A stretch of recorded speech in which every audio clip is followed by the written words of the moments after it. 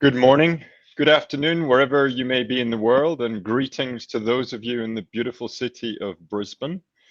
My name is Nicholas Lockhart, and I am a partner with Sidley Austin, an international law firm. The subject of our discussion today is the negotiation of a treaty to end plastic pollution and the role that standards can play in that process. I'm going to set the scene with a few framing remarks. Plastics are one of the most important materials in modern society because of their endless practical utility. The problem that the treaty seeks to address, though, is that our ever growing consumption of plastics generates an ever growing volume of waste. And the world is ill equipped to handle that waste. And the result is vast quantities of plastic pollution that threaten health and the environment. The numbers are so large that it's difficult to imagine the scale. But think about this: for every second that I'm speaking, we accumulate another 12,000 kilos of plastic waste. And just 9% of that waste is recycled, and a very large proportion is mismanaged, polluting the environment. In March 2022, the UN Environmental Assembly adopted a resolution mandating the negotiation of a legally binding instrument to end plastic pollution. These negotiations are due to end in late 2024. At the end of August, the chair of the negotiations published a zero draft of the treaty, and it includes all of the different options that are currently on the negotiators' table. So, to simplify for our discussion, the draft is divided into four pillars. The first pillar is about reducing overall plastic production levels. The second is eliminating the use of harmful chemicals and certain problematic plastics, including microplastics. The third is about promoting a more circular plastics economy. And the fourth is ensuring proper waste management. And there are also provisions in the draft to address the particular challenges that developing countries face. In the draft zero, there are many places where standards and other similar guidance could play a part. And our speakers today will explore three topics relating to standards. So, how can innovation and collaboration help them move the needle towards ending plastic pollution? What's needed to help developing countries with their particular challenges? And what's the role of the International Standards Organization, ISO, and standards under the treaty? We have three excellent speakers with us today. The first speaker will be Valeria Botta, who is head of circular economy at Nature at the Environmental Coalition on Standards, or ECOS, and she's going to speak about microplastics. Our second speaker will be Stephanie Laruelle, who is Program Management Officer at the UN Environment Programme, and she works on chemicals and health. And Stephanie will speak about chemicals, and she will do that within the limits of her role as a member of the UNEP Secretariat. And our last speaker will be Kenneth Ochoa, who is Head of Innovation and Knowledge Management at Sempre Colombia, an NGO that promotes recycling and circular economy in Colombia. And Kenneth will speak to us about circularity. So, against that background, I would invite our first speaker, Valeria, to take the floor, please, and talk to us about microplastics. Yes, hello everyone, and thank you very much, Nick, for the introduction, and thank you, Isa, for having ECOS at your event. It's a pleasure to be here.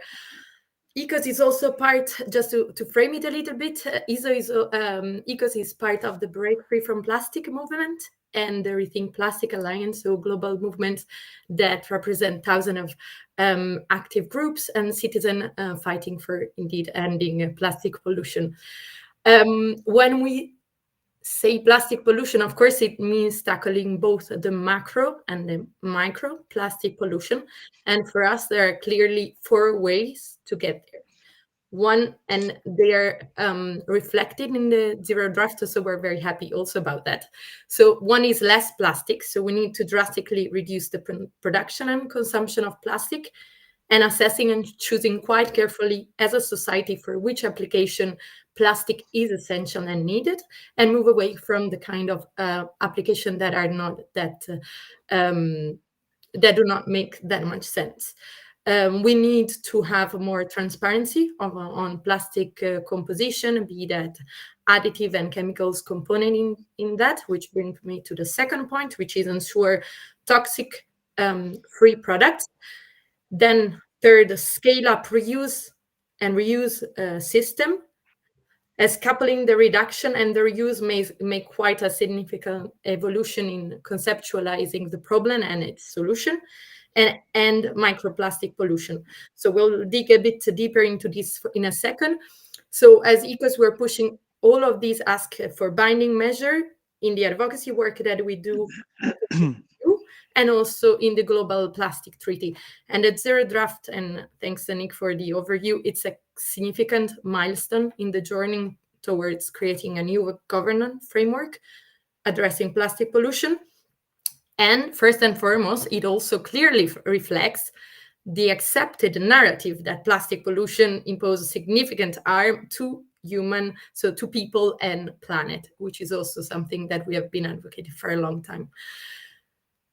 Getting then now into microplastic. So what is, they are everywhere, in the food, in the ocean, in the environment, and working on microplastic allowed us to stress the hidden volume of this pollution crisis, with some aspects that are related to toxicity. Sorry, that was a toxicity, and some health implication of plastic pollution.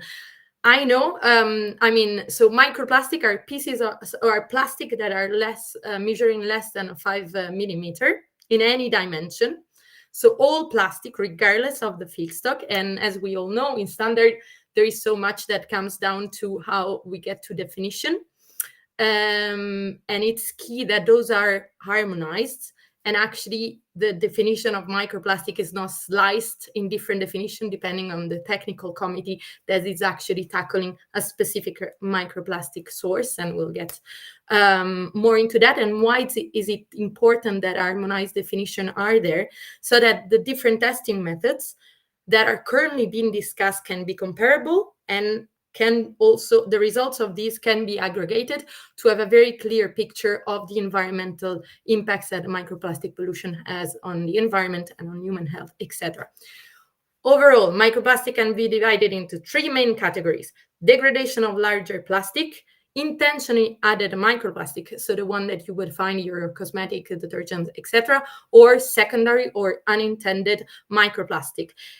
Of course, there is a bit of chunk of this that is pellets. So this kind of a little lentil that are used as raw material in manufacturing most plastic products. And we know that the pellets, but also plastic flakes and plastic powder, there is a lot of losses that occur all along the value chain. There is a substantial body of evidence that demonstrates that a mandatory supply chain certification approach would be a good first step to move into maximizing this source of microplastic pollution. Tires, of course, the tire wear, all the tire that we have account for a very big share of the microplastic release into the environment. There is also a part on the toxicity of the chemical composition of the leachate that is very present for this source of microplastic. And there is a lot of work that we can do to improve tire design and make sure that the toxicity is tackled alongside the quantity of plastic that is released. Textile, of course, 70% of the textile produced today are synthetic. They shed a large quantity of microplastic, both when they are produced, when they're used, and when they're washed. So there are quite a lot of solution upstream with better design, and downstream with waterways and management of that with filters.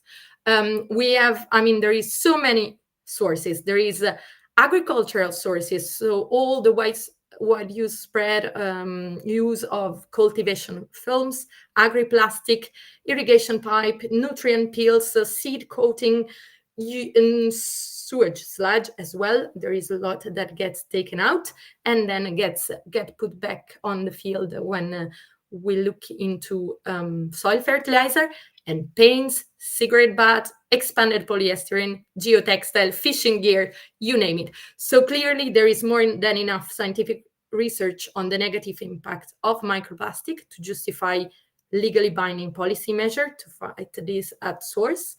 And we feel that, of course, that there is quite a lot that is already in the draft to start working for. So to make sure that that stays in. And I don't know how I'm doing with the timing, but I kind of went on a slide there. Thanks very much, Valeria. That was great. A very helpful introduction to the topic. You've outlined a whole host of different products that we find, I think all of us in everyday life, everything from tires to clothes to paint, cosmetics, agricultural goods as well, where we find microplastics. So it sounds like this would be quite a challenge for an international treaty to address. If you were advising the negotiators of the treaty on the microplastics problem, what's the one thing that you would suggest that they put into the treaty to tackle the microplastics problem? I mean, I think that there is really a lot to make sure that this is within the different parts, and as also sectoral specific approach when it comes to some of the sources that I was mentioning. But there needs to be an umbrella angle that tackles microplastic pollution, because it's the less visible part of the plastic pollution. I haven't even gone into nanoplastic, and don't make me, but there is quite a lot of clear literature and evidence that are piling up on the different impact that it has on the environment and on health. So there is really a lot to be done there. So you used two words there that I think are maybe interesting just to tease out. The first word that you used was umbrella, and the second word that you used was sector. And what I took from that was, vis-a-vis the umbrella, that you would suggest that the treaty include some general rules to address microplastics, and then maybe that there would also be some sector-specific rules for microplastics. Is that what you had in mind? Is that a fair way to summarize? Yes, thanks, Nick. That's a fair way. And of course, I mean, when it comes to the general approach, we need to have a very clear binding targets to tackle microplastic pollution. And then overall, when it comes to sector, there is so many different kind of solutions that are out there that have been streamlined in some parts of the value chain that needs everybody's collaboration to get there. And international agreement can indeed create this kind of momentum for collaboration for this to be tackled, because it's high time that it does. And so I just want to stay with the umbrella for a moment. I like that term. You talked about the need for some general rules. You also talked earlier about the three different categories of microplastics, one of them being intentionally added microplastics. And I wondered, when it comes to this umbrella rule, did you have in mind any particular of these categories of microplastics? I mean, for me, there is quite a lot that as a... So the mandate that the treaty has is very clear, and all of this needs to be tackled with a very comprehensive framework, not forgetting anything. So, I mean, I know that it's not really what you are asking for. So it's reducing the use of certain problematic polymers and substance, banning avoidable plastic products, similarly to what the Single-Use Plastic Directive has done. So the ban of internationally added microplastic, and mitigation and remediation. So there is quite a lot of different options that can be done, put there, and happy to then put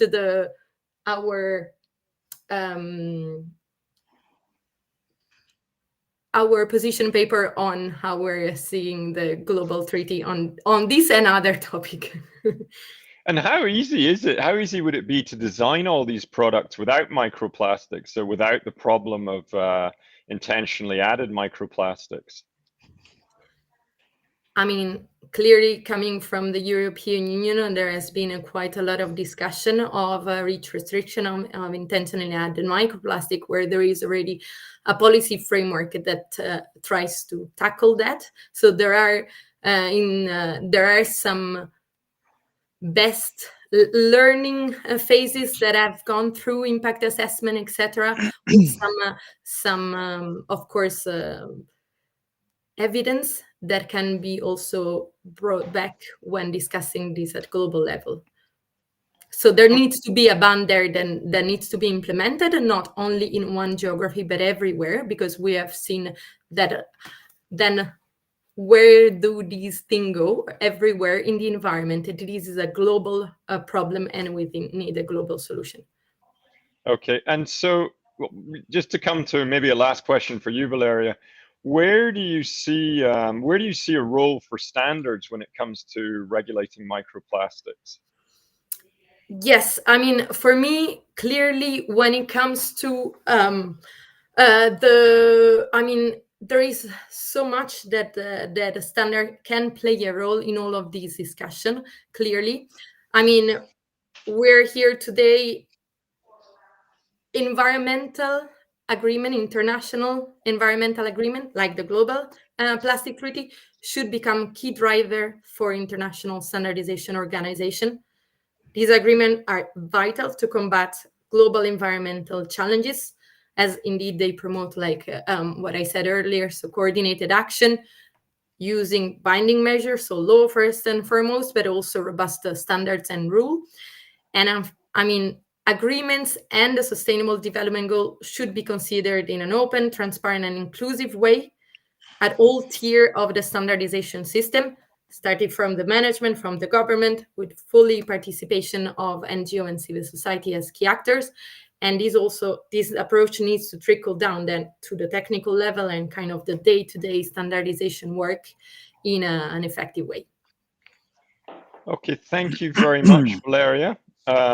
I think we will now invite Stephanie Laruelle, who, as I mentioned, is with the UNEP Secretariat working on chemicals and health, to speak to us about chemicals and the negotiation of the Plastics Treaty. Thank you so much, Nick, and good morning, good afternoon, good evening, dear all. It's a great pleasure to participate in this session dedicated today to plastic pollution. So as Nicolas said, I work with UNEP, with Industry and Economy Division, Chemicals and Health Branch. And just to clarify, I'm indeed not part of the Secretariat who's supporting the negotiations process on plastic pollution. So my intervention today will focus on another important side of plastic pollution, which is the issue of chemicals in plastics. And I would like to start off with sharing some key insights from a recent report that was developed by UNEP in cooperation with the Secretariat of the Basel, Rotterdam, and Stockholm Conventions, with lead authors from the International Panel on Chemicals Pollution. And this report is based on latest science and really aims to share information with the global community about chemicals in plastics, the challenges, and some options to address the issue. So as you know, all plastics are made of chemical, and this includes polymers, additives to make products stronger, softer, colorful, fire-resistant, and also non-intentionally added substances, which include reaction byproducts, for example, breakdown products or contaminants from production or from recycling. And with the increased production and consumption of plastics around the world, the production of plastic-associated chemicals has also increased in quantity, but also in diversity.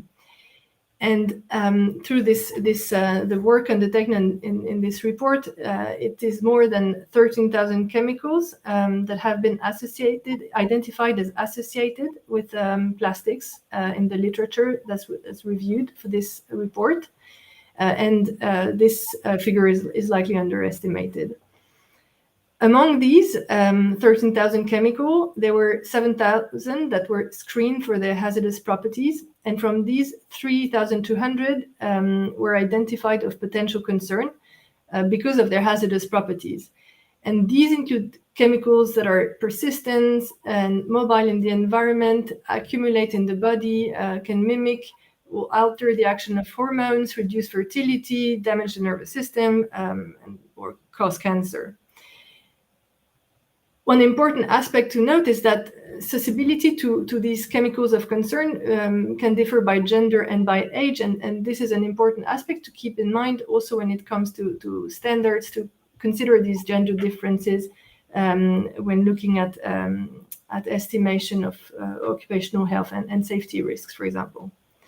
So this technical report on chemicals in plastics identifies, in addition to certain monomers, 10 group of chemicals based on chemistry, uses, and sources that are major concern because of their high toxicity and their potential to migrate or be released from plastics.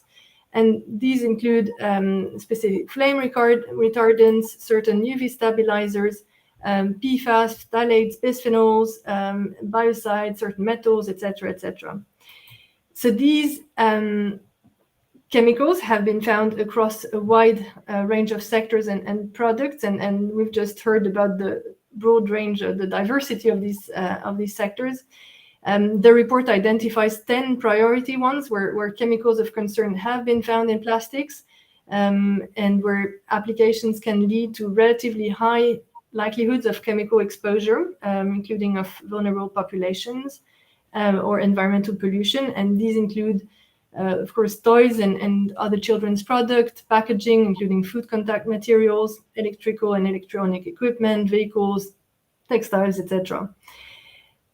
And another important aspect that I would like to highlight, and that is that the report elaborates quite a bit on, is that chemicals of concern can be released from plastic along its entire life cycle. So it's not only during the extraction of the raw material, but it's also the production of polymers and the manufacture of plastic products, but also the actual use of plastic products and at their end of life, especially when waste is not properly managed. So as we've discussed already, UNEP is the convener of this intergovernmental negotiating committee developing a global international legally binding instrument on plastic pollution. And the third session is planned for November at our headquarters in Nairobi, with the ambition of completing the negotiations by the end of 2024.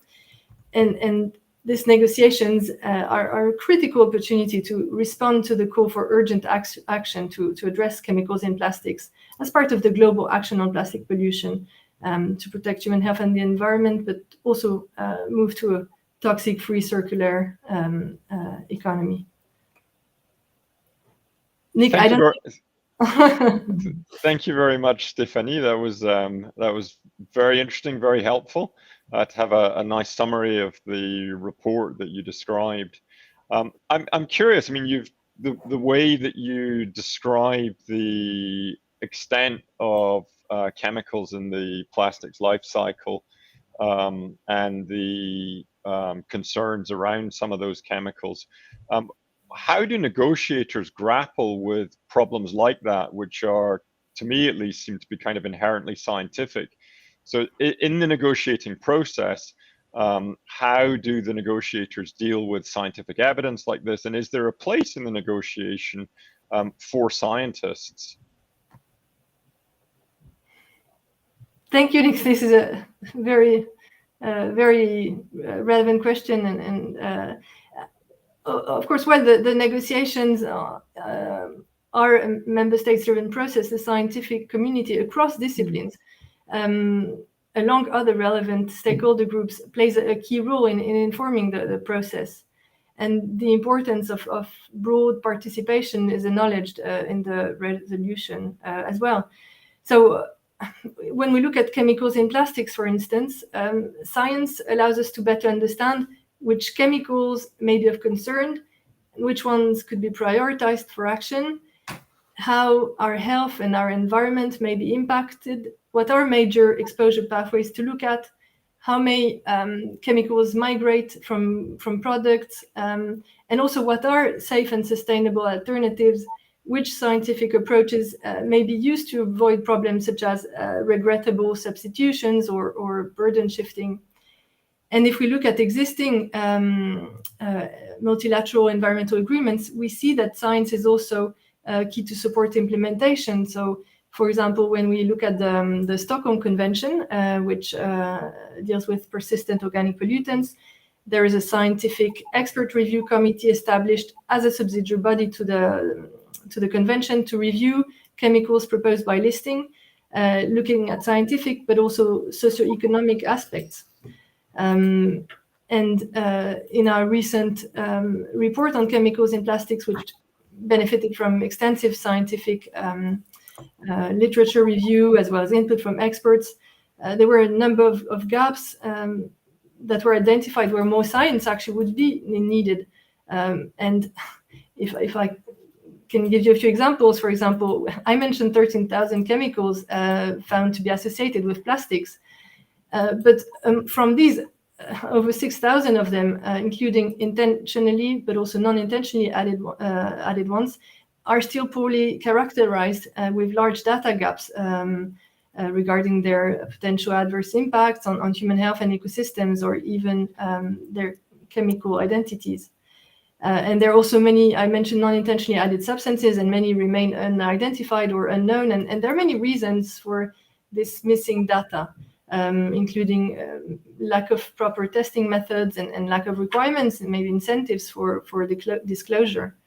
And there is also a need for more research in fully assessing and quantifying consumer exposures. And this is something quite important, actually, because in real life, humans and ecosystems are exposed to, as we know, mixtures of chemicals. But current testing primarily focuses on individual known chemicals. So we need better methodologies there.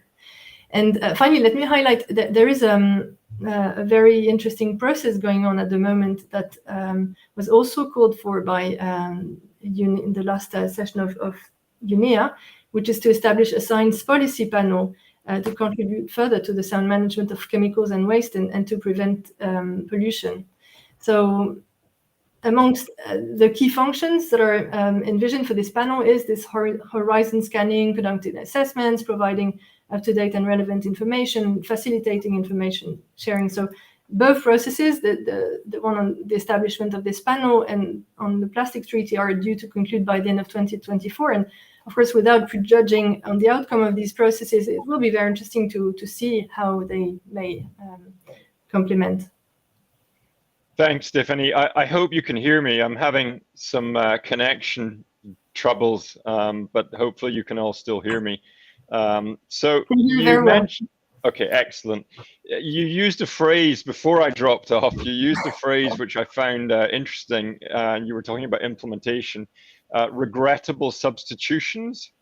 And I think that question goes to how effectively international instruments like Stockholm and like what the Plastics Treaty could be are implemented. And I wondered if you could just say a word about what you had in mind there.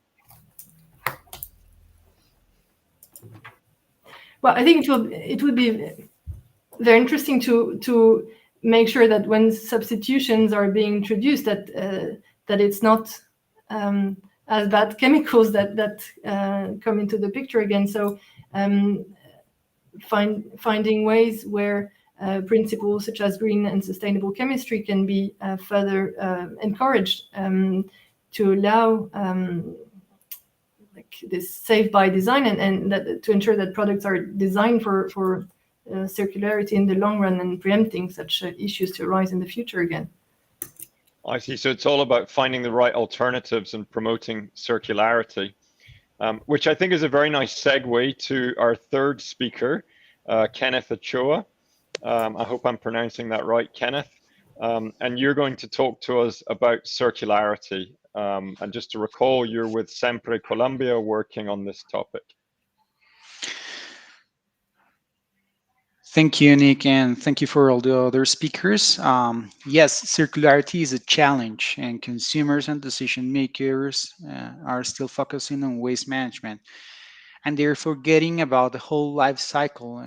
As Stephanie just said, it is important to understand that this is a complex problem and it needs complex solutions. And complex, it's not difficult, but it involves a lot of stakeholders and different elements across the solution. So we think about different stakeholders above the value chain, from waste pickers to consumers, producers, and governments, among others. And with that in mind, we at Sempre are working to mobilize circular economy to achieve collective prosperity. We work in Colombia, but we also have uh, like sister organizations all over Latin America, and we're working on different networks all worldwide. So we are a non-profit organization that mobilizes the circular economy of materials for 14 years, and this is based on knowledge management and articulations of initiatives in the different regions. All this in order to generate collective prosperity. Since 2009, we have collected more than 7,000 tons of recyclable materials and worked with more than 49,000 recyclers or waste pickers, and prevented over 2 million tons of CO2 equivalent emitted to the atmosphere. So for this part, I would like to highlight three elements. The first one are the three circular economy projects that we're working on. The second one are the four challenges in implementing circularity practices in developing countries. And third, three elements to ensure equal participation in this area of international sustainability standards. So to start, a very important element is that we have three projects. The first one are Red Reciclo, which is a collaborative platform that connects waste producers and recyclers, promoting efficient waste management and reducing waste disposal in landfills. And the second one is Pacto por los Plásticos Colombia. This is Colombian Plastics Pact. And this is an initiative that brings together companies, NGOs, government, and entities to promote sustainable plastic use and reduce plastic waste in Colombia. We are one out of 15 plastic pacts worldwide led by GPAP, with 10 members and 15 allies. And we're just finishing our roadmap for 2030 about reducing plastic pollution. With that in mind, we've got the third element, which is the public advocacy team, and we're part of the Global Zero Waste Panel at UN. And also we're working with Latin America and the Caribbean Coalition on Circular Economy and the National Roundtables on Circularity. And as you know, we're working also in the international negotiations for plastics with the UN, with contributions for the INC 1 and 2, and also working very close to the Foreign Affairs Ministry and national roundtables. I would like to highlight four challenges that we've got implementing circularity practices in developing countries. The first one is the strengthening of the value chains. And this is important because the value chain includes a lot of stakeholders, as I just highlighted. But we also have an important element about data management. We have to accurate data collection and analysis are essential for identifying areas of improvement and measuring progress towards circularity goals. And this also it's close to developing, strengthening, and implementing the quality processes and infrastructure. And this is very important, trying to ensure that the products and services meet the standards of quality in critical um, elements to promote circularity. And finally, a very important element is the cultural shift. And this is important in order to understand that we're working with people that have different behaviors and different beliefs. And finally, three elements to ensure this: ensuring equal participation on the international sustainability standards. It is important for stakeholders to identify the benefits. We are looking forward to demonstrate how circular economy practices benefit all stakeholders, including businesses, governments, and communities. And this helps create building and encourage active participation in the standard setting processes. There is also a second element, which is the collaborative spaces. And I think that we have seen that it is important to create these inclusive platforms where the diverse stakeholders can exchange knowledge, experiences, and best practices in order to ensure that everyone has a voice in shaping sustainability standards. And just to finish this first part, I think that the most important element would be the knowledge transfer. This is sharing success stories, lessons learned, and technical expertise between developing and developed countries. And this can accelerate the adoption of circular economic practices globally. So, with these three elements, I would like to give you the hand. Thank you very much, Kenneth. That was also really interesting. I was struck by the way that you operate from a very local level to a very international level in trying to leverage solutions. And I wonder if you think that's a necessary feature of the process of ending plastic pollution. Certainly, in order to have public policies that can get into the different levels, we have to both work on a top-down and a bottom-up level or methodology. So the first one would be including what we're having right now with the discussions and the construction of the international legally blending document, which is including the different governments and different stakeholders discussing and understanding what are their needs and what are the barriers that they've got in order to implement this kind of treaties. But also, on the other hand, we are engaged in order to understand that the bottom up levels are very important to include, to participate at the local level will give you and an understanding on how the implementation of the treaty would be important. We have seen this with different international negotiations, agreements that um, do not have this much participation that this treaty has, and on the implementation, it's quite difficult. So this is a double way, a two-way um, element that we have to do. First, work with the top down, which is the one that we're working on the international level, and then at a bottom up, and it's to understand what do we have and with the different levels that are working from the consumers and the waste speakers in order to elevate this to the national and international level. That's really interesting. And so when we think about this from, if you like, what you're calling the top down, the role of the treaty, and we think about circularity, I'd be interested to hear what you think are the types of provision that could go into the treaty to try to make the plastics economy more circular. So what is it that you think can be effectively achieved from the top down level? And if I may just add a footnote to that question, I mentioned in my own introductory remarks that right now there's only 9% of plastic waste that's recycled. And you also mentioned amongst your projects, you gave quite a focus to recycling as well. And so I see there's obviously an important place for recycling. I'm also curious to know what other things you think would help make for a more circular plastic economy.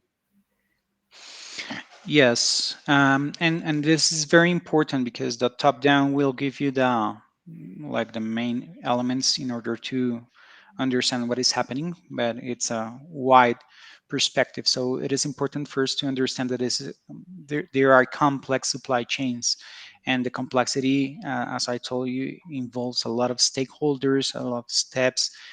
Here in Colombia and other developing countries in Latin America and the Caribbean, we've got a lot of steps by from the the pickers and the transformation, and this also includes a price element that has to be understood, and also the international market is important because different countries have different goals to achieve plastic pollution goals, and it is important to try to understand all this. We've got an education and an awareness element that would be a priority in a top-down framework, and this is important also to educate the different public that will still use plastic in order to reduce. We don't want plastic to be avoided because, as Stephanie said, plastic it's all over the world and it has a very interesting characteristics. But we need to understand how we can reduce pollution. And recycling, as you said, it's a very important step. It's actually a focus that a lot of organization has, and um, legal frameworks in different countries are working very fast, but it's just the end. And first, I think it is important to understand from a life cycle perspective what are the impacts that we can have. Um, this is important to understand that these impacts can be sometimes are not well understood or well developed. So I do agree with Stephanie that scientific knowledge is important here. And then there are other elements. So from eco innovation, from eco design, trying to reduce the impacts from the beginning, but also trying to use other elements that we've got on the circular economy arena. For example, reuse. We just made a reuse um, outlook here in Colombia to understand what are the regulation barriers and what are the perspectives that different stakeholders have. And it's something that it's increasing in the arena, in the international arena, but also this is a very important way to reduce the plastic pollution and to tackle this into the negotiation. So just to summarize, I think that it is important to understand what the problem is, and elements such as LCA evaluations would give us a broad perspective, then taking that scientific knowledge to the different decision makers, not only in the government, but also on their organizations and also consumers, and then promoting other kind of circular economy elements, such as reusing different elements that we have on our daily life. Thanks, Kenneth. And would anybody else from the panel like to jump in on circularity? If I may, Nick, this is Stephanie speaking. Please, Stephanie, go ahead. I fully share Kenneth's perspective on this, and I just wanted to add on, when it comes to chemicals in plastics, the importance of this holistic view in considering the entire value chain, including all the way to end of life, and ensuring access to information. This so-called, what we call sometimes material transparency, and the need to raise awareness on chemicals in plastics along the value chain is a key issue, because this lack of access to basic yet crucial information on identity, quantity, hazards of chemicals, as well as exposure pathways, are an issue, and getting this information on chemical content of products is key to also determine environmentally sound disposal methods, and even more essential in circular economies where materials are to be reused or recycled. The waste sector needs to know if they may face exposure to harmful chemicals when handling or recycling certain products, and we don't want harmful chemicals to circle back into the economy through sensitive applications, for example, such as toys or food contact materials. So yes, I just fully support Kenneth's view on this importance, and I think Barry had also highlighted it. Thank you very much. There's a comment in the chat just before we move on from Gregory Jackson. And the essence of Gregory's comment is the need for scale at the sort of end of life stage in recycling, in order to try to give sufficient value to products that would otherwise be disposed. And he asks whether there are any thoughts from the panel about that point, about the need for scale, but also whether you have whether you are aware of any successful examples of providing these services to consumers, these end of life services.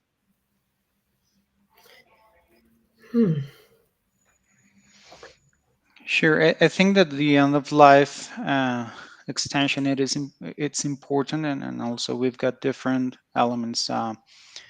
We have to think on the whole system and understand that sometimes we as consumers are the ones that are promoting sometimes, for example, single-use plastic, sorry, and I think that this is important also, and I highlighted education and awareness. But when we're talking about designing, one of the elements, and I do agree with Gregory, it's important to understand that we can make to last. Um, so some of the examples that we've got here are very simple. For example, with light bulbs, that they were designed for an amount of hours, and now the ones that we've got are the regular ones are for about 1,000 hours or something. And the market, the consumers, and the different governments start promoting other kind of elements, and they've got, for example, such the lead bulbs, and they are 95% recyclable, and they are easy to collect, and also they have a low consumption, and I think this is just an example of circularity think just to extend the life. You've got from 1,000 hours for to with the last one to something about like 15,000 hours that you can get there. So it has impacts, and it's important also to understand the impacts that we've got. But in Spanish, you said there is no panacea. There is no a solution for everyone. So you have to look what are the trade-offs and try to go for the less environmental and social impacts, and go for something that will give you alternatives in this, and this is just an example.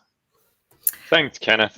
Nick, Valeria, yes, please. if I can add to that, I mean, for me, when it comes to scale, I mean, it's everything needs to be related to enable the inner loop of the circular economy. So indeed, making sure that from a design perspective, these are toxic free and safe to be reused and reused and reused over and over again, with the longer lifetime possible for each of the products. So there is, of course, a way forward there, and there is some scalability on some specific system that need to happen. There is the reuse system that we were talking about, but also circular business model. All of this needs to be scaled up. I mean, the single use aspect of single-use plastic, over packaging, whatever we name it, needs to be rethought through. This is not within planetary boundaries and needs to be addressed. And when scaling that up, I mean, yes, when it comes to standard, there is a lot of work in ISO 323 on circular economy, with some standards that are good start and some other that are that need to be revised in the future.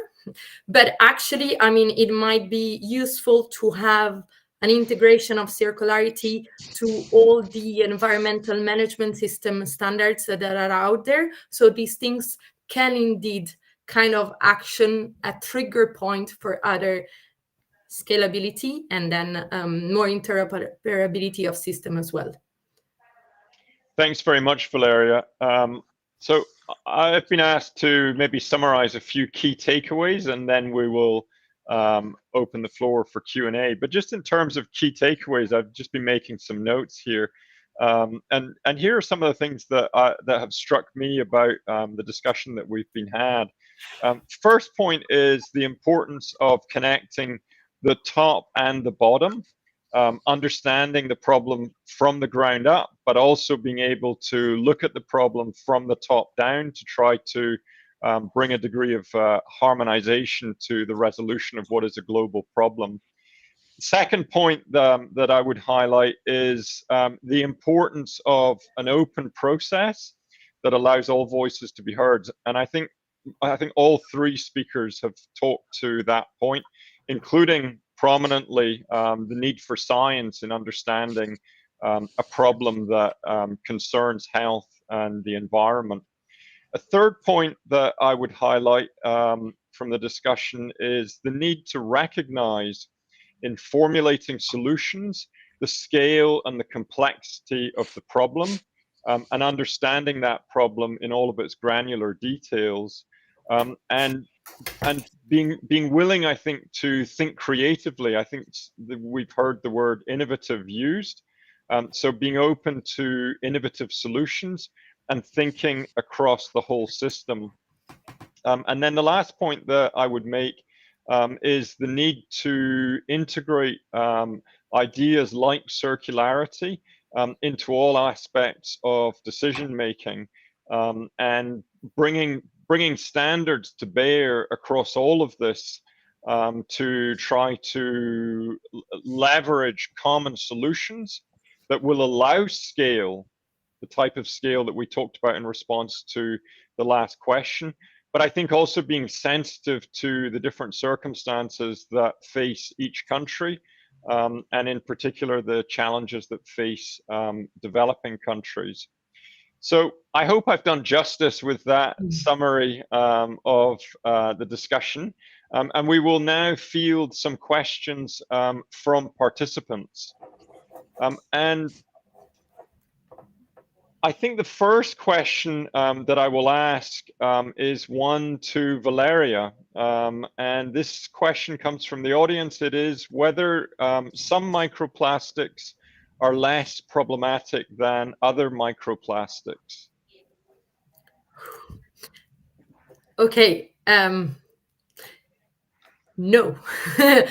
All microplastic are problematic, especially if that's not the toxic free aspect has not been tackled hand in hand with it. So depending on the chemical composition, as you have heard from Stephanie and from Kenneth, all different, I mean, a microplastic is pervasive, is just a pollutant in itself. So there is a lot of additives that are added, as Stephanie was saying, for colors, for flexibility, for whatever.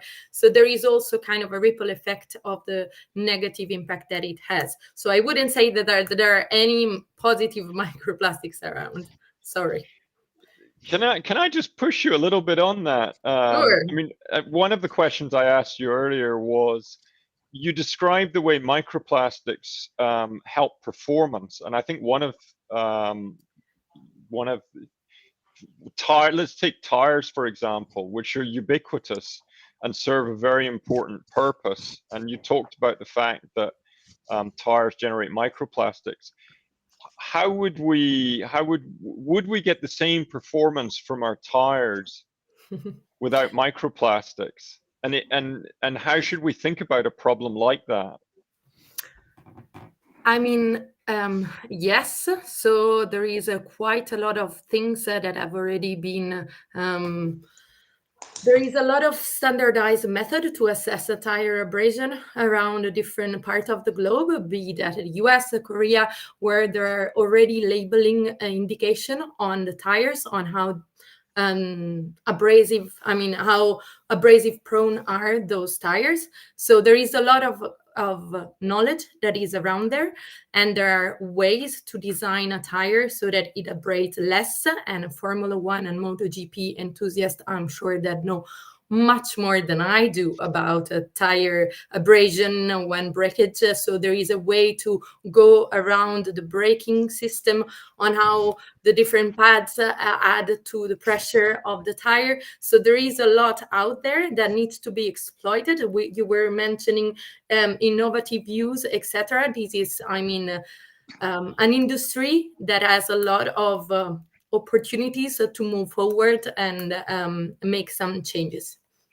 Then, of course, we need to make sure that what Stephanie and Ochoa were mentioning as well, that the substitution are not regrettable substitution that we put out. So making sure that in those toxic and toxicology impact assessment are done, life cycle assessment are done to make sure that the solution are not regrettable. Thank you very much.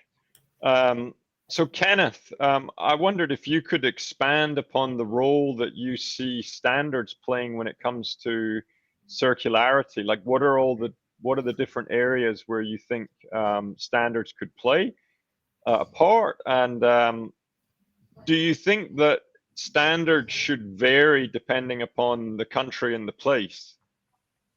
Do you need to think about this regionally, nationally? What's the sort of balance of bottom up versus top down when it comes to standards?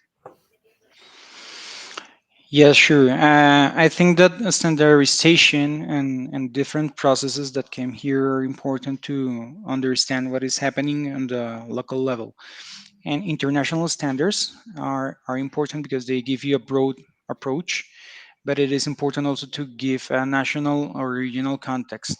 And this is happening in several of the committees that we are participating in, and it's trying to understand that some of the elements that we've got in terms of the international arena must be understood by the local context. And sometimes what happens is that we need to figure out what is happening.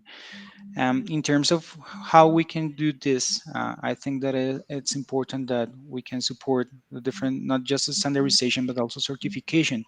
And sometimes the different organizations yes, they do not understand the importance of being certified, because sometimes consumers do not claim for this. If you go, for example, to any country in Europe, you need to get some different certification standards to get into the market. Uh, but this is something that the market has been working on. So one element would be to give information to decision makers in terms not just on the government side, but also on the consumer side, to ask for this kind of elements. We have other element that it's important when we're talking about standards, and it's the data and metrics. And sometimes different countries doesn't have a very well structured system to get all this information, or their statistical systems are weak.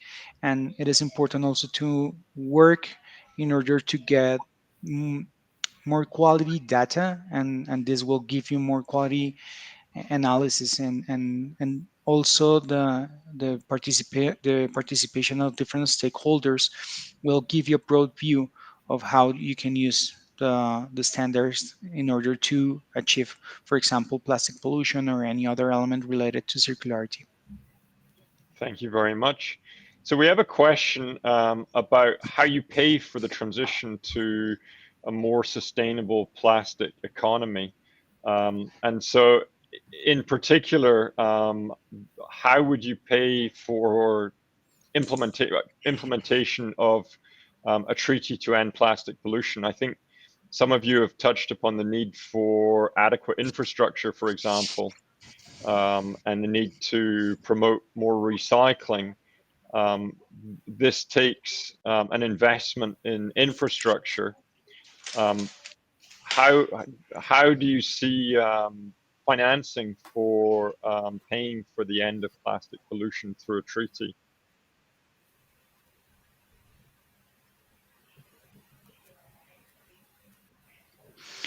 There is well, actually, this was one of the elements that we have highlighted for the INC, and was the financing, which is part of the discussions that are going to be held in the next months. There are different, as it's a complex element. We need complex solutions. First, I think that it's important to understand what instruments have been working for the last years, and EPR, Extended Product Responsibility, has good elements for different countries. So I think this could be one alternative. The second alternative, it's taxation, and this is going not from the producer but to the consumer. When you've got this kind of barriers, people will pay attention on what they are buying, or what are the impacts that they've got in terms of circularity. Another element that it's being discussed right now, it's the international funds, such as having a block for GIF, or having a specific fund, multilateral fund.